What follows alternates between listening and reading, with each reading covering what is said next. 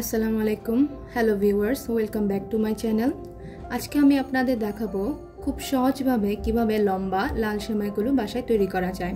আশা করি আমার ভিডিওটা দেখলে আপনারা খুব ভালোভাবে বাসায় এটা তৈরি করতে পারবেন। ভিডিওটা ভালো লাগলে চ্যানেল সাবস্ক্রাইব করে পাশে থাকবেন। সেমাই তৈরির জন্য আমার কাছে তরল দুধ ছিল না, তাই আমি পাউডার মিল্ক দিয়ে দুধ বানিয়ে নিব। দুধটা বানানোর জন্য আমি এখানে নিয়েছি 1 কাপের মতো পানি।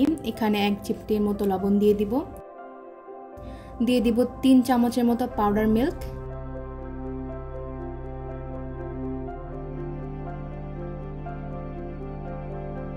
এবং মিল্কটাকে খুব ভালোভাবে পানির সাথে মিশিয়ে নিতে হবে যাতে দানা দানা না থাকে।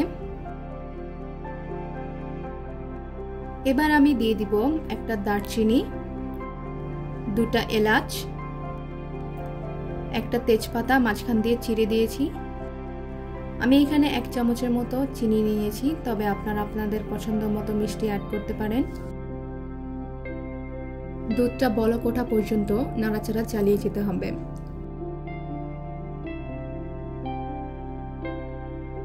পাঁচ থেকে 10 মিনিট পরই দুধটা বলক উঠে এসেছে।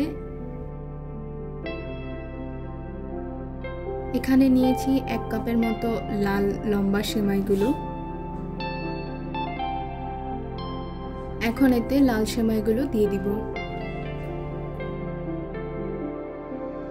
সেমাইটা দেওয়ার পর চুলায় লো হিটে 2 থেকে 3 মিনিট এটাকে রান্না করতে হবে।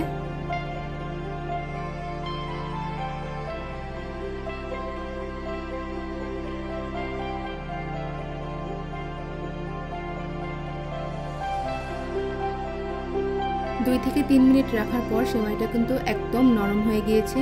এখন এটা পরিবেশনের জন্য একদম পারফেক্ট। এবার এটাকে নামিয়ে ফেলবো।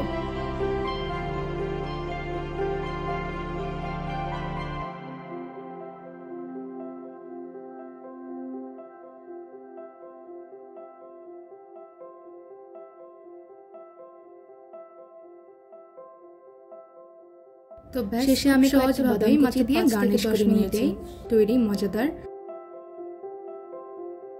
সেমাই রেসিপি।